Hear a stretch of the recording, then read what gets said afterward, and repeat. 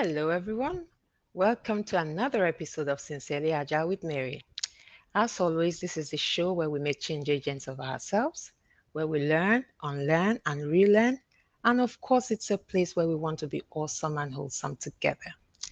And today, as always, I am excited because we're looking at sense making, and I have just the person, just the guest who is so passionate about this topic to join me on this conversation.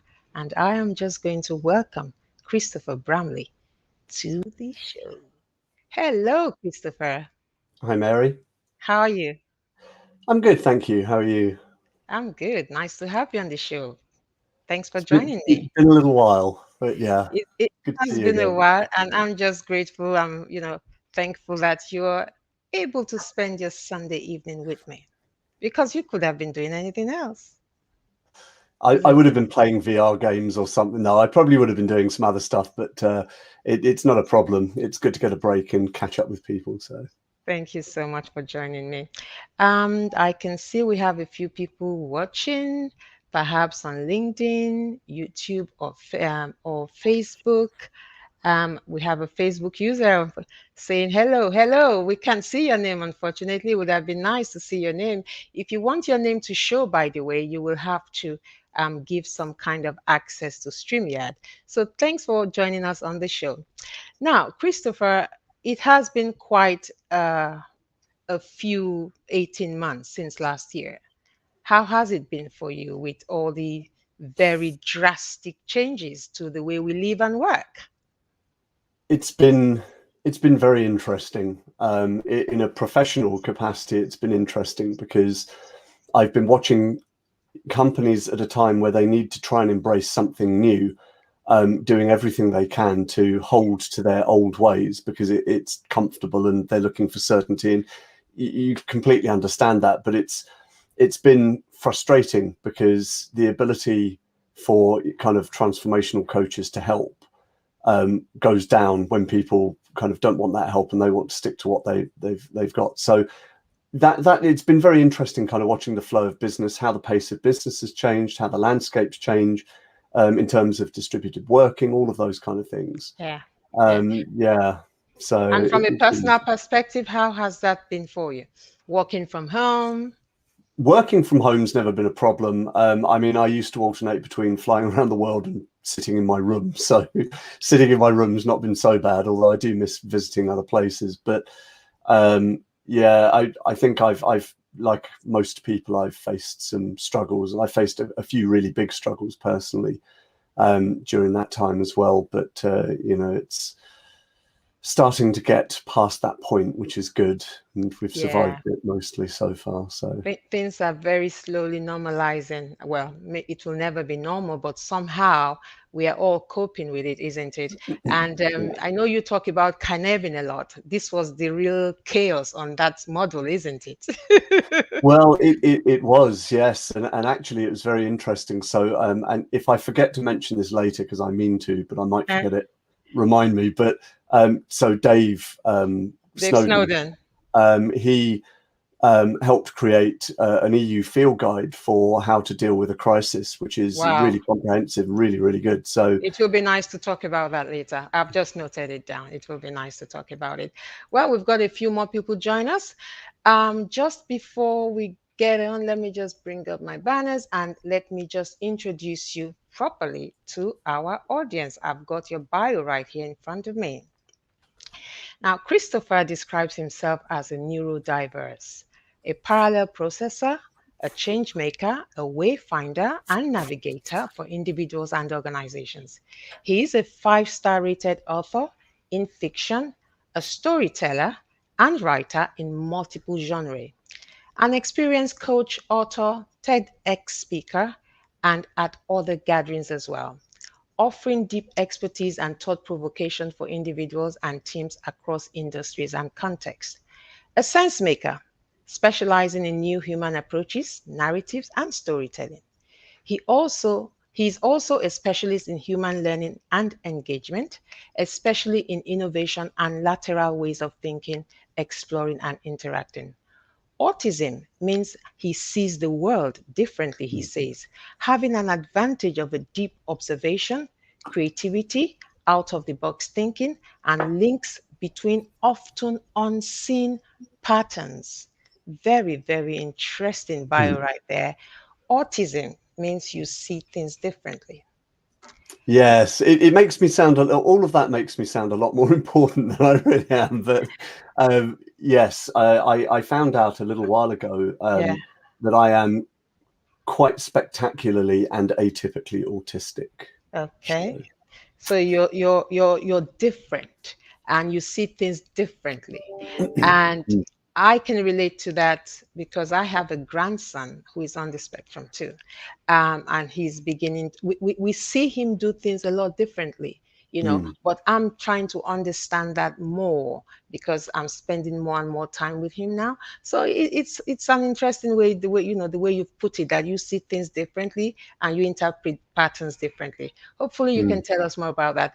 And I'm just sure. wondering, could that also be why you really like this whole idea of sense making, Oh, perhaps? 100%. I said to Dave a Yeah. while ago, thank you for Kinevin, because um, I've always done things a bit differently. And autism, by the way, is very interesting. You know, there's a saying, if you've seen one autist, you've seen one autist, Okay. because there is no, there's a community as such, but there's no actual community because Right. it's everyone's individual neurology is different. So everyone is an island when you have neurodiverse traits. Wow. Okay. You may share them with some other people, but you are unique. And um, you know, for me, I've always approached things. I need a boundary, Right. but if somebody tells me how to do things and doesn't explain, you know, why, I Mm-hmm. really push back against it because it feels really Right. uncomfortable. So if Mm. you really want me to achieve something really good or as good as possible, Mm-hmm. give me a general boundary and then just let me go, and I will achieve it probably better than I would have doing it any other way, but it won't be how you expected me to do it. Wow. That's Wow. more or less how it works. And you know, autism does come with a built-in kryptonite. Like I hyper process things in real time. That's a great skill to have, but Mm. I can't intuit specific things and I get overloaded. I have sensory differences to everyone else and emotional differences. Yeah. Yeah. And if you get overloaded, your brain shuts down. So, Yeah. you know, Yeah. intensity versus shutdown as opposed, it's kind of like a big thing like this rather than a steady stream. But yeah, Yeah. Interesting. So our topic today, Christopher, is sense making organizations. Now, what is sense making? Tell us more about that. What is sense making? sense making. I think there are probably a lot of different. I think there are a lot of different ways of describing what sense making is, but realistically, you're talking about an ability, or at least an attempt to try and make sense of an ambiguous situation or an uncertain situation. I mean, that's probably what most people who talk about sense making and are thinking about. Um, so, probably a little more exactly, you're talking about creating a situational awareness and understanding um, of high complex situations or uncertainties, so you can make a decision based upon what you Mm. understand. So instead of, I guess the antithesis to it is pre-categorization, where Right. you decided what you want to find and you try and find that. Sense making kind of goes the other way to say, let me try and make sense of what is there and see what there is. So, you know, I think a good way that I tend to describe it is it's a way to find, or one of the ways to find out where we really are, not where we think we are or where we think other people want us to be. And that's very, very important for organizations because, of course, Right. often leadership have a specific viewpoint of where the organization is or where they want it to be, and people often answer in line with that. So, you know, if you aren't where you think you are and you're trying to plan a journey, sense making can help you find where you really are, so that journey isn't unexpected or as unexpected as it otherwise would be. You know, so it's about finding your correct context, I think, is a good way to put it. Right. Especially when a lot of things don't seem to make sense, right? Or there's so much uncertainty, right? So how can you make, Absolutely. Okay. Absolutely. It's sense making is kind of another way to put it, I guess, is sense making is a way to try to become more comfortable with uncertainty rather Okay. than trying to force certainty Mm, into uncertainty. I mean, I you like just that. can't do that. So, yeah. And we don't have the power to do that. So, whatever No. situation we find ourselves, it's a case of taking that step back and say, What can I deduct from this? What sense can I make out of this?" And I want to believe Yeah. that there are skills to do that. Now, your LinkedIn profile obviously describes you as a sense maker. So, when you go into organization, I mean, you've just given us a hint what that is all about. When you go into an organization, I mean, you're a coach, you're a consultant. When organizations engage you, what exactly are they looking for? And how do Hmm. you engage with them? What do you go into the organizations to do for them with regards to sense making? Ooh, so that's not that. I'm not going to give this the answer I normally would, which would be extremely detailed, because the truth is, I get contracted in as a consultant or coach in a number of different areas that are quite Yeah, kind of holistically bound. So, I mean, sense making and understanding complexity is one of those.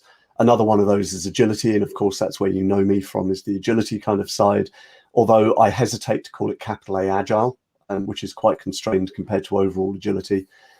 Building in resilience. I mean, all of these things are kind of linked, yeah, sense making is part of that.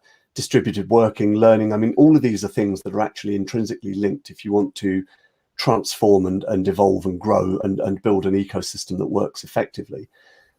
So I very often get engaged. I mean, at the moment, the trend is that people ask for an agile coach, not necessarily understanding what an agile coach is or does.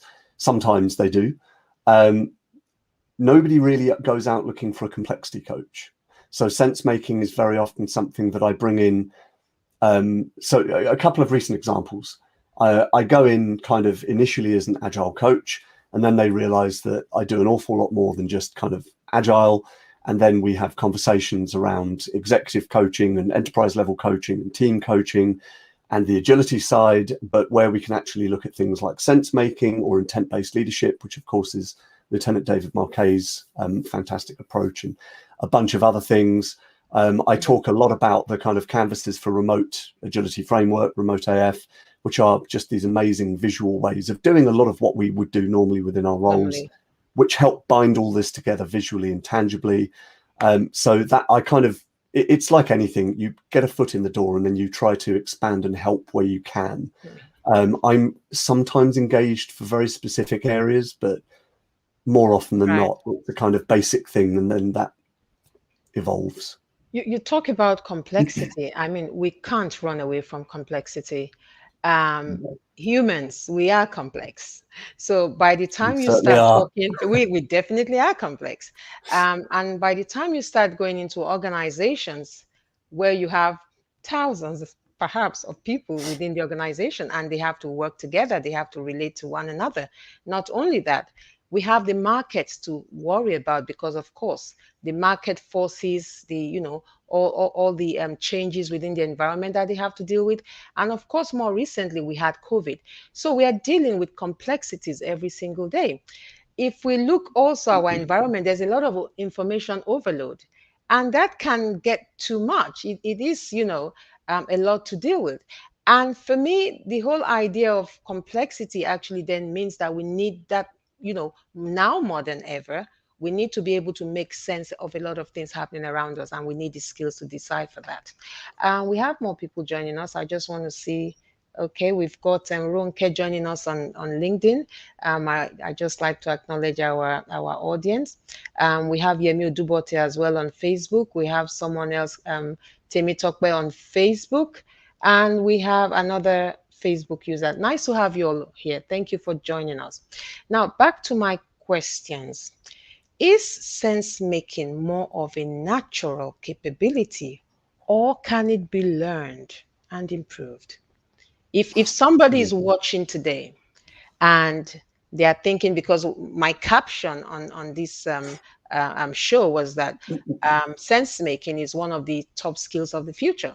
I mean, we talk about Internet of Things, BOTs, we talk about artificial intelligence, But there are a lot of things that machines cannot do. Okay, so if machines cannot do those things, and complexity is only going to, increase, if we like, how then do we prepare ourselves to take advantage of this, area of this emerging area of specialization, if you like?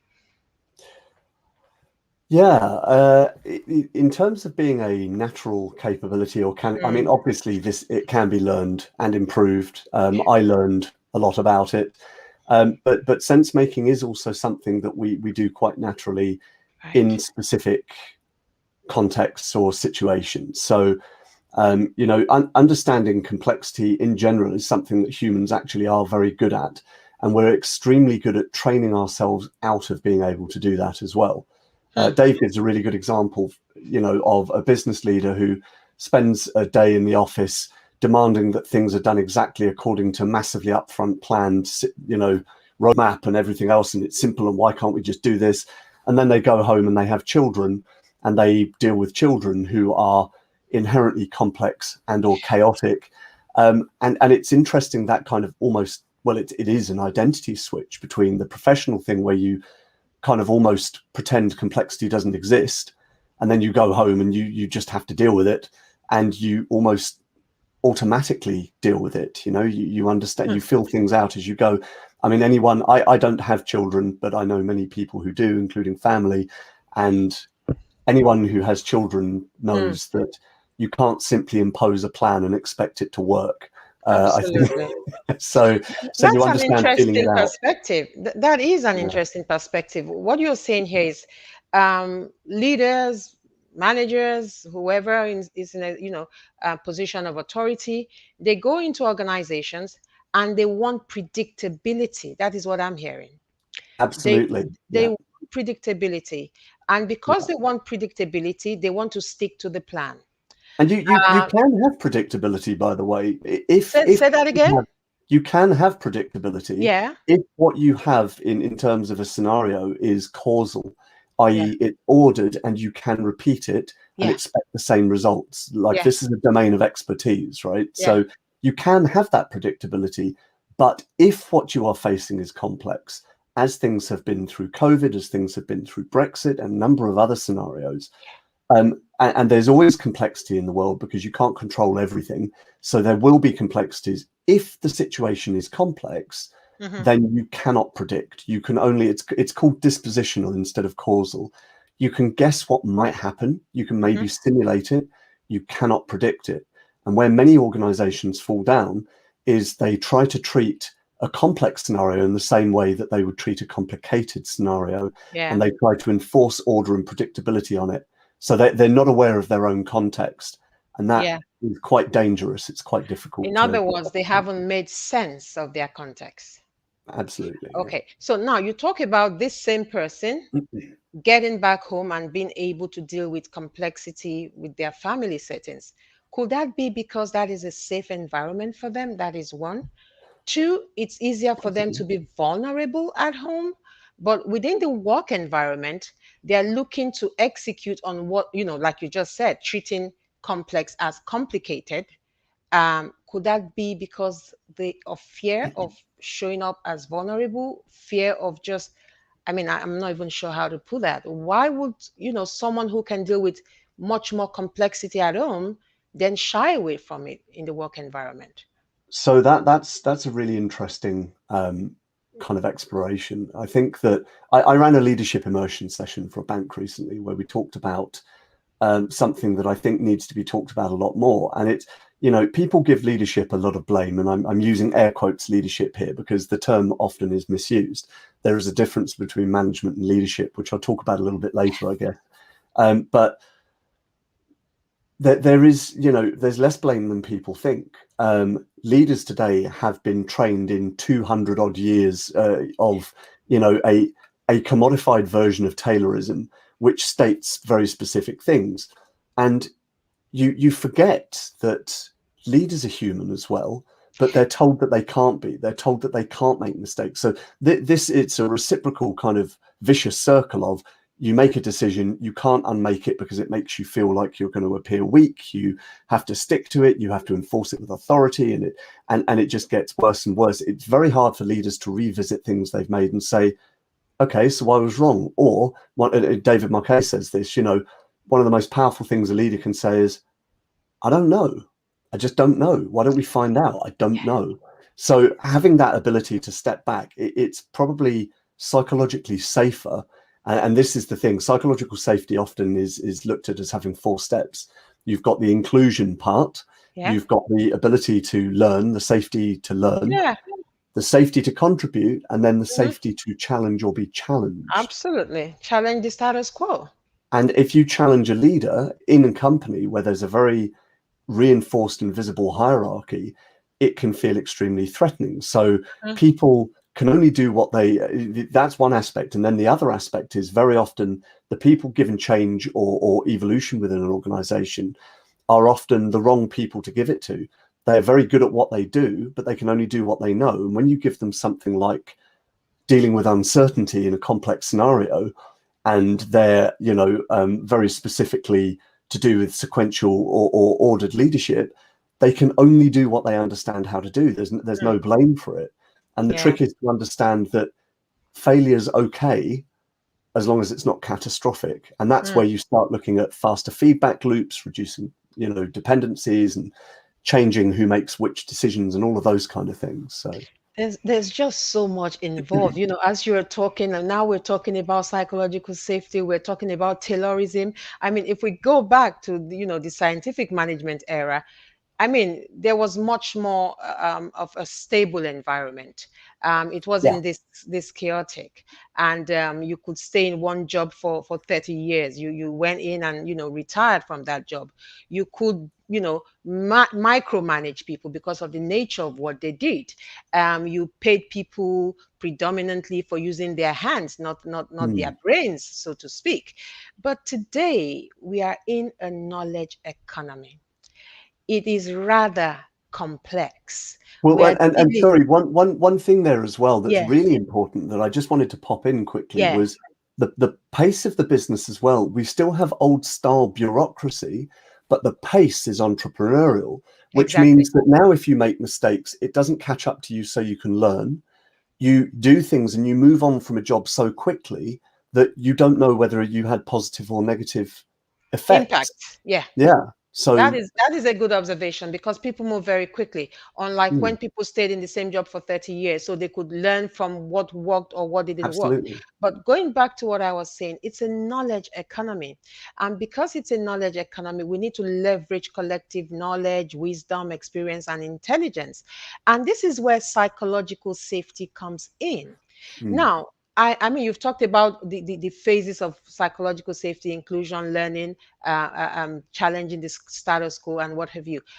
But when we talk about psychological safety, it's one thing to talk about it, it's another to actually put the protocols in place because it only takes one little thing to go wrong and everybody moves back to their old ways of doing things.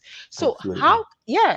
how do we ensure that when when we talk about psychological safety, how do we actually walk the talk? How can we embed that in our day-to-day way of working and interaction within our organization to ensure that we actually, because I'm linking this to sense making, Mm. because we need to make sense together.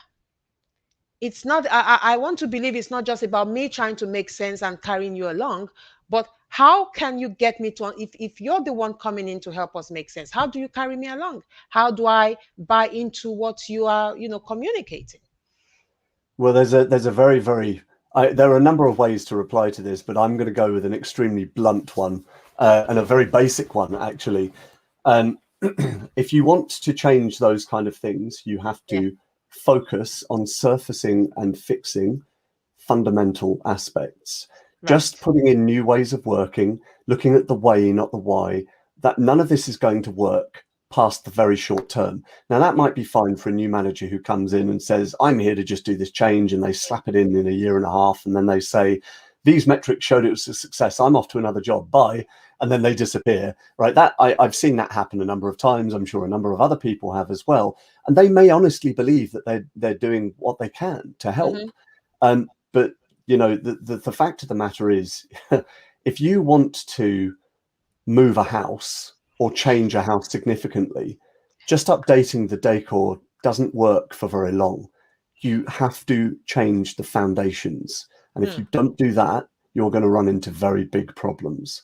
And it's the same with a company. So this is where we come into the results pyramid, which is something that's fantastic to have a look at if you're not aware of it. For anyone watching, it's essentially, obviously it's a pyramid, but you've got the kind of top level of it. You're looking to reach a goal of some description, right? And to support that, you have actions which drive results. Now, that comes from roles and responsibilities, rules and policies, and all of those kind of structures within a company. That's what most companies spend almost all their time managing. Now, you can manage those things. You manage systems and structures. However, nothing will sustainably work if you do not address the lower half of the results pyramid, which is usually ignored or not even understood or noticed that it exists. And that is the beliefs which drive the actions and the experiences which create those beliefs. And that is culture. So you've got rituals, you've got, the cultural kind of aspects there, the behaviors that drive it. The interesting part there, I think, is that you manage systems and structures, but you have to lead culture and people. And the two concepts are very often conflated with leadership today, where managing is described as leading. In fact, the word leadership, which is why I said earlier, I air quotes, leadership itself should only really be applied to someone who is a leader. And that's not a job title. Anyone with beneficial influence is a leader. It can be They an informal don't have to role. be a manager to do that, right? It can be informal. Yeah. I mean, bringing up beliefs, because even when we talk about metrics within our organizations, you have to design your feedback such that it's not just about the speed of your feedback, because your feedback could be coming back with noise, right? So it's about designing your feedback so that when the feedback comes, it is actionable. So if your feedback is coming and you are not fixing the policies that affect what the problems are, then it's just noise. You're never really going to solve the problem. That is what I hear from what you're saying. We need to get back to the culture. We need to get back, because culture, beliefs, our value system, all these things affect the kind of culture that we have as an organization. And like you said before, we have policies, we have ways of thinking and doing stuff that are perhaps 100 years old when things were stable. But today we live in a very dynamic environment, but we're still holding on to those policies. We need to have the courage to revisit those policies, to revisit those belief systems, to say, is this still serving us? We need to make sense of what they are so that we can move on to what we need to be working with today. Yeah, no, absolutely. And it's interesting you've mentioned kind of the beliefs that used to work. In fact, all of the Taylorism stuff came out of manufacturing. And it's directly applicable to manufacturing. Actually, Taylor's own approach wasn't as awful as everyone says. It's the commodification of it afterwards that has become kind of very difficult. And it has made a lot of people a lot of money. And so everyone calls it, survival of the fittest and so on. But it's not. It's survival of the luckiest. In fact, survival of the fittest doesn't even really exist in nature. It's survival of the just fit enough at the right time to work. Right. And we look at that, and it's kind of this form of appearance, I guess. We look back at it and we say, well, that must be the best because it succeeded. That the largest land predator of all time, if I remember, it was a type of pig. It doesn't exist anymore, because it relied on the food chain. No matter how good it was at what it did and how big it was, it no longer exists because chance took it out of the loop, right? So it's not just fit, it's lucky. And so humans wouldn't be around if an asteroid hadn't, hit and disrupted dinosaurs, let's put it that way. So there is an element of survival of the luckiest. in Survival there. of the luckiest. Interesting, interesting. So, as individuals, sense making is something we do several times a day. Why then is it so difficult to do within our organizations? And I ask again because, I mean, I work as an agile coach. We go into organizations.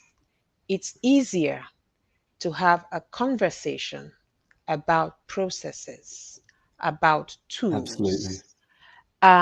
It's easier to have a conversation about the last bug we had. Mm, But what we should be spending most of our time around, which is having a conversation about us as people, about the soft side of things, we don't find so easy to do. no, We tend to shy away from that. As a coach, you don't push people for coaching, you wait to be pulled. Um, you find that when it comes to one coaching, perhaps you're not being pulled enough. I find that happens with me anyway. Again, because coaching is still very new in organizations. It's going to take a while for people to become comfortable with coaching because for a mm, very long time within our organizations, if you needed coaching, it was because there's a problem. Okay, there's a problem.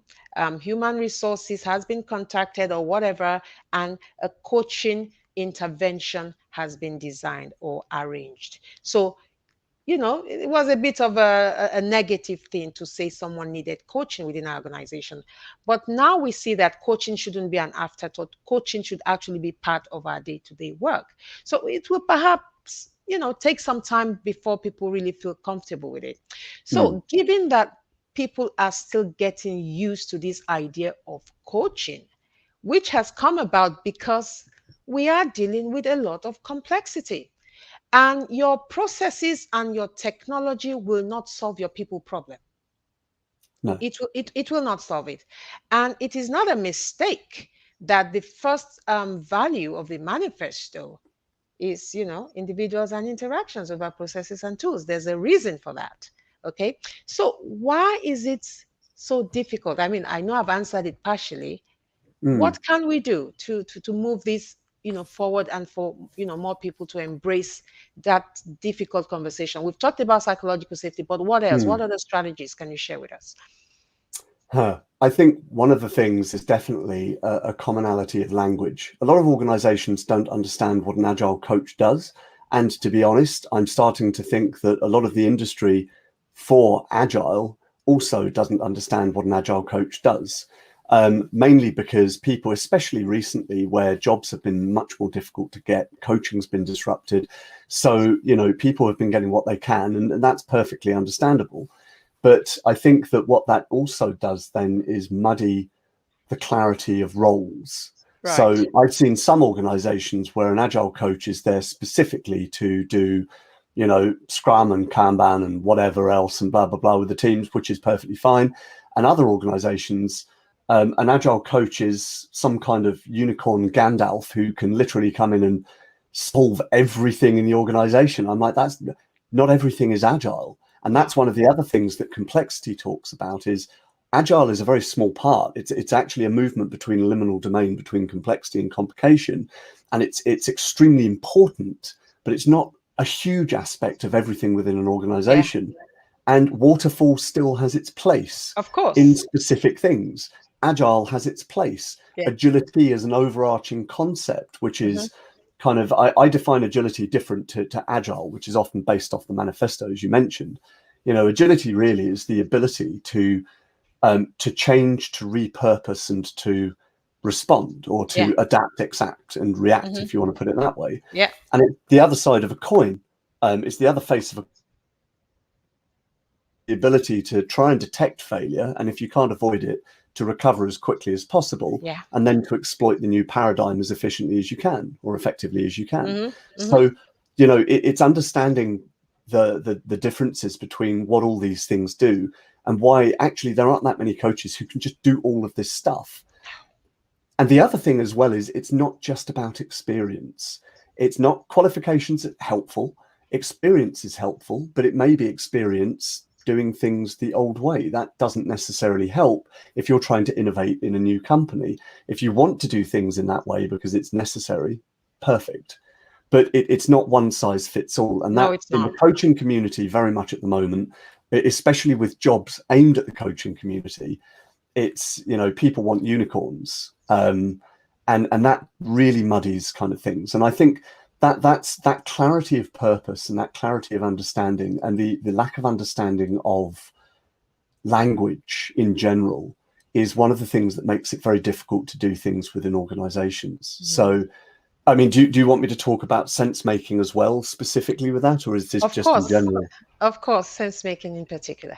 So, yeah, I think with the sense making, this it's very, very heavily linked. We've got the methods of managing we've been talking about, the commodification of Taylorism and the espousing of control and the simplification and the making of decisions, which essentially come down to finding ways to constrain things, finding ways to reduce things, and then acting based on a context we prefer rather than the one we're actually experiencing. So Right. there's an inbuilt belief, and it's taught to us. Like most of the people I know who've done MBAs, acknowledge this. There's this idea that decisiveness and discipline and structure can solve most problems. And it can solve some problems, and it can't Some. solve other problems, the complex problems. When you also then pull into the I picture mean, that, just sorry to butt in there. yeah, sure, Talking about, what you've just said can solve all problems. I mean, we don't have to look too far. COVID. yeah, And as you were just talking, what was popping in my head is wicked problems.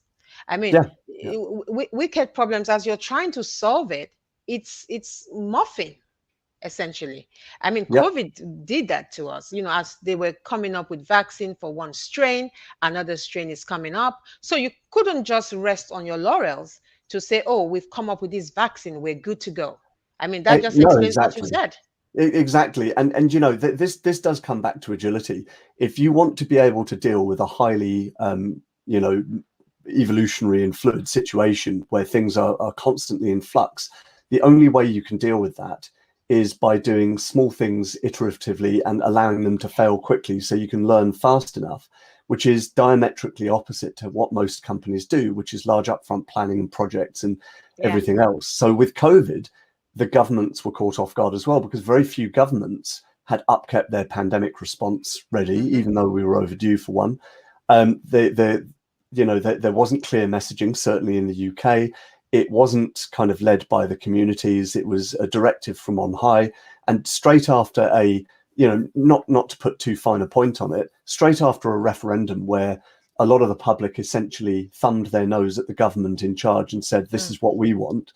And then the government saying to them, don't leave your house and do this. And people were saying, we can do what we want. We've just told you we can in a referendum. Now, they're not linked, but the I don't want to call it a mindset. The method that they just employed was still fresh in their mind. So of course it was going to, be something to take into account, and it wasn't taken into account.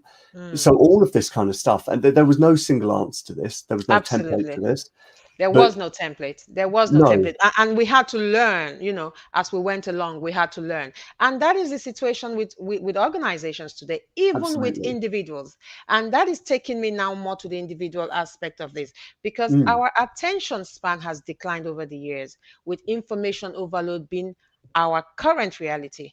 How can sense making help us here as individuals now? Because I mean, at the end of the day, we're all in this together, whether you're working for an organization or an individual. There's just so much going on. How can we embrace all of that? Because you've talked about where we are versus where we should be. How then do we, make sense of everything that is happening around us as an individual, knowing that we have goals, we have priorities, and stuff like that? So this is an interesting one. I mean, has attention span declined, or has the level we are more easily distracted? Are there more things that distract us in terms of Okay. human learning? I mean, just in terms of human learning, our Mm, attention span is roughly 45 minutes, and that hasn't really changed. That's kind of okay. inbuilt more or less for an adult, not for a child. Very Mm-hmm. different for kids. Much lower.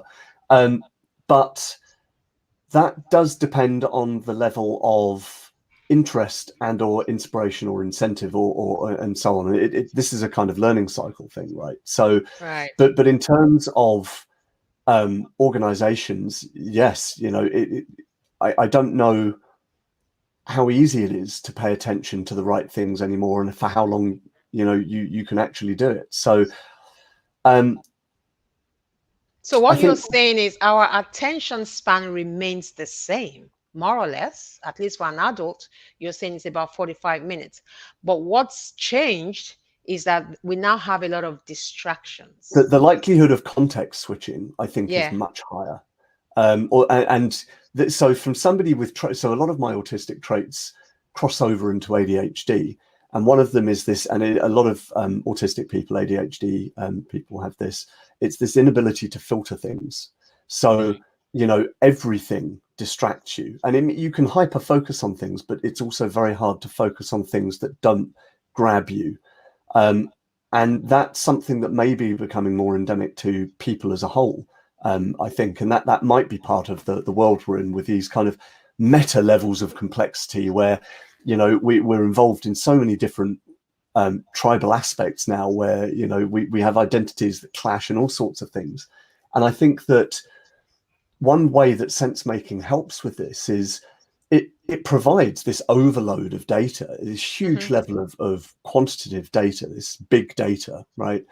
But it also provides Hmm. this qualitative context in the form of thick data, is what I think Dave calls it, which is quality data, right? The quality of data. And most of this is actually based on stories, descriptions, experiences, and those kind of things.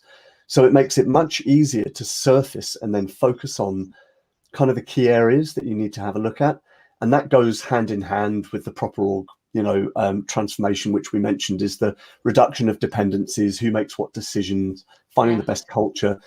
So it's kind of this lens, this very powerful awareness tool Mm. for kind of real sustained change and understanding. And Right. I think that sense making can really help with that. With that. Yeah. And that leads me to storytelling, actually. Um, what can you tell us about storytelling and sense making? And with storytelling, I'm trying to link that to us as individuals and our attention span, of course. So, how can storytelling, you know, what can you tell us about storytelling and sense making? And how does that actually help us with our attention span? Or does it? So yeah, yeah, no, absolutely. I mean, I think storytelling is a really, really fundamental aspect of not just sense making but humanity. Um, sense making really kind of in effect is storytelling in a number of ways, because we're looking at the descriptions and the experiences or the stories, the narratives of events.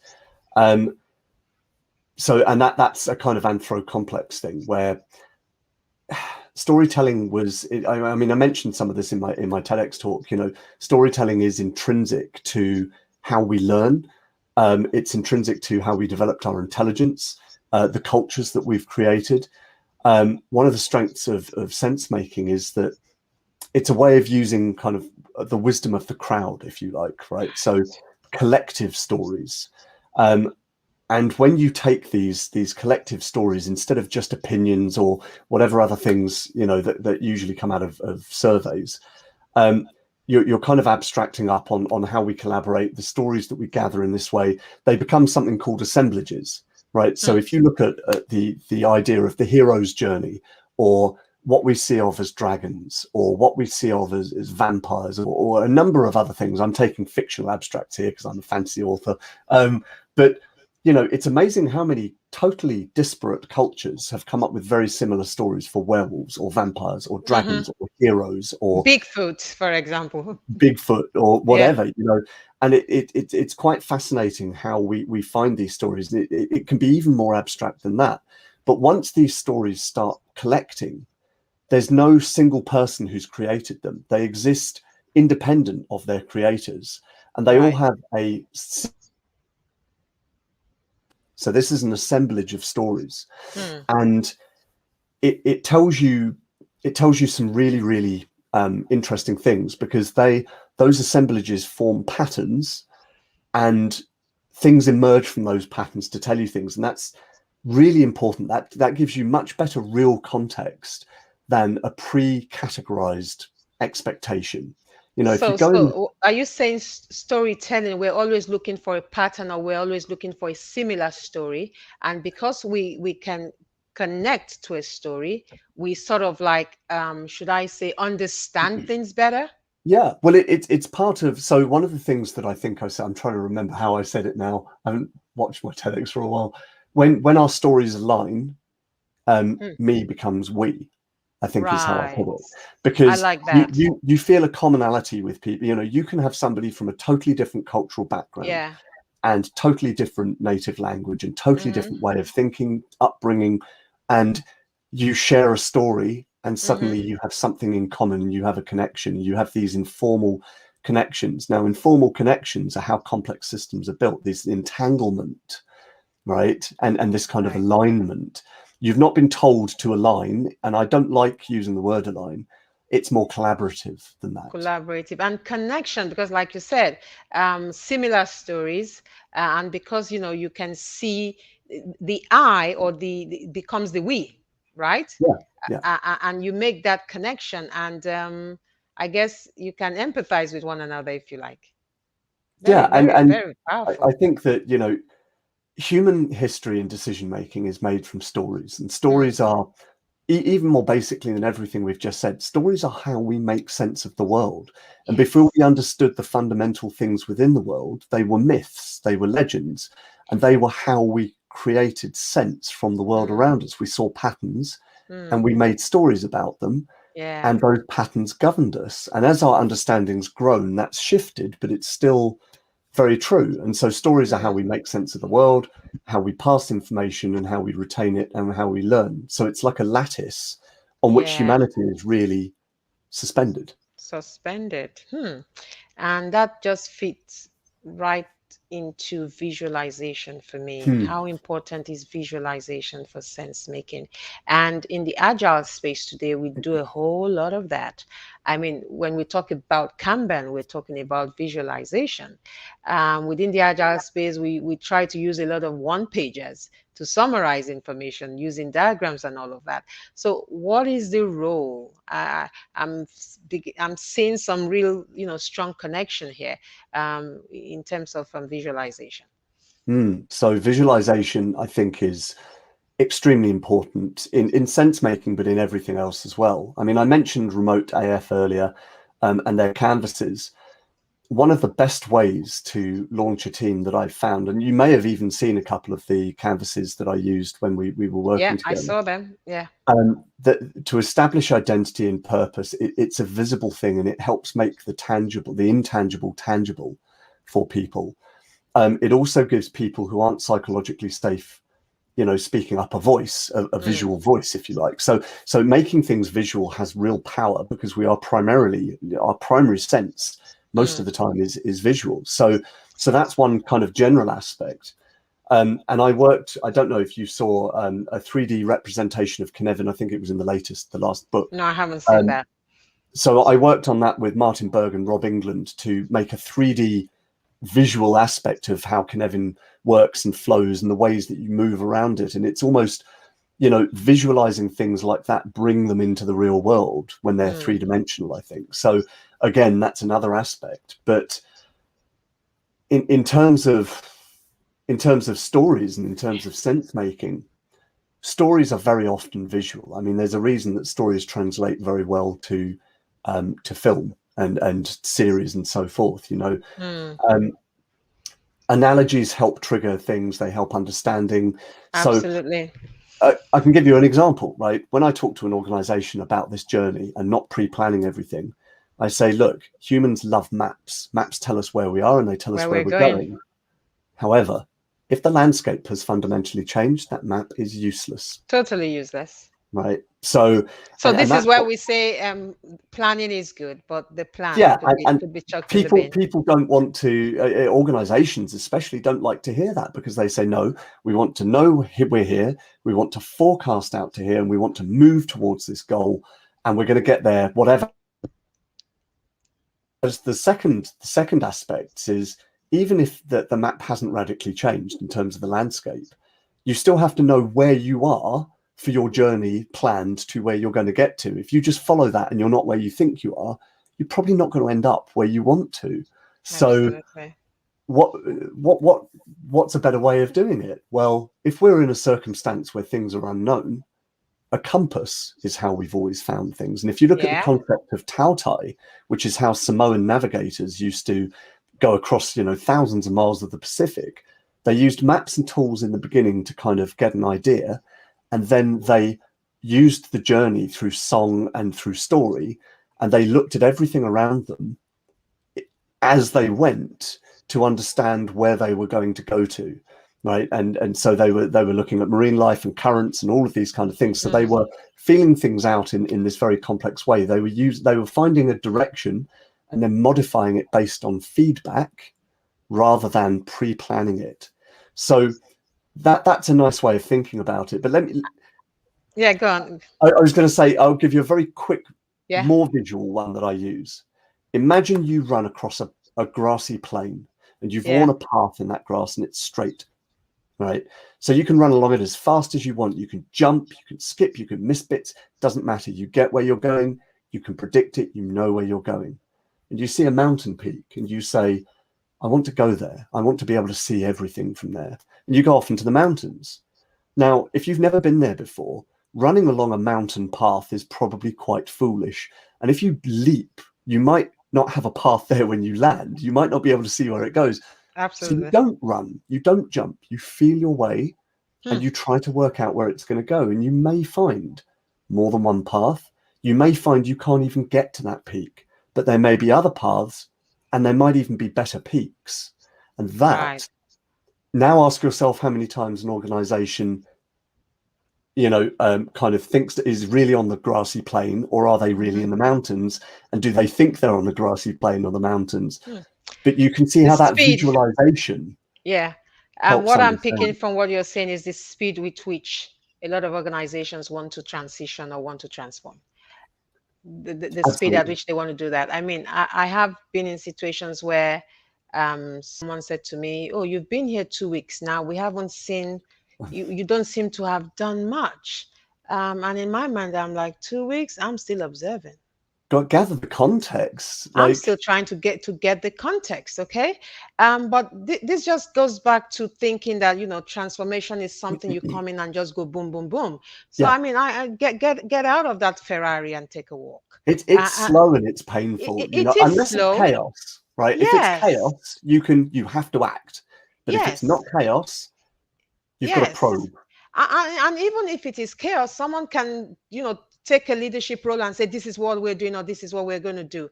But if it's complex and there's a lot Hmm. of context to take in, so you come in, you want to take that context. And transformation, I say to people, agile transformations are human transformations. Essentially, you're asking people to do things differently. It's not just about setting up a new tool and knocking up another process. So we need to get out of that. I mean, I'm actually writing an article along those lines. We need to get out of that Formula One car, so to speak, and Hmm. and take a walk and smell the grass and breathe the air and look around us and see what we might make sense of. Well, Right? the way I like to think of it is this, and this is genuinely what I think the case is. Speed is a byproduct of agility, not the end goal, in the same way that metrics are meant to support reaching Yeah. a goal rather Yeah. than being the goal. Absolutely. And you talked about feedback again. And of course, Mm. it's important that we set things up in such a way that we're getting that feedback and the feedback can inform our decision. We're coming to the hour. Um, my last question for you would be, sense making is apparently a top 10 skill of the future. Why is that? This is your last question. And how can we get better at sense making, perhaps? So, um, I think that's you mentioned this in the beginning, and I've Yeah. I've kind of kept it a bit in mind.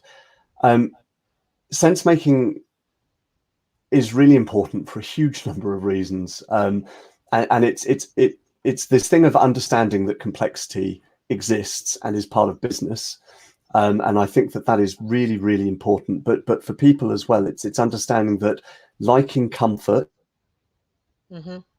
is, you can't just hold to comfort for the sake of it, but also it's about top of, the kind of top of the tree is, it's about the context. Sometimes you do need comfort. Sometimes you should be outside that comfort zone, Comfort perhaps. zone. But Yeah. it's what is the context, and it helps you look at the context. So sense making kind of helps you avoid cognitive traps we build for ourselves. And I talked about the results pyramid.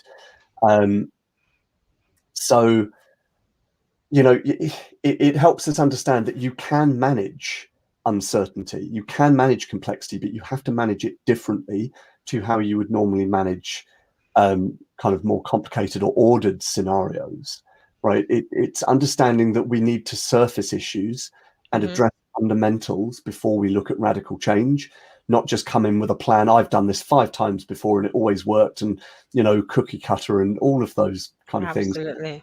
We can't have a So cookie cutter yeah, approach.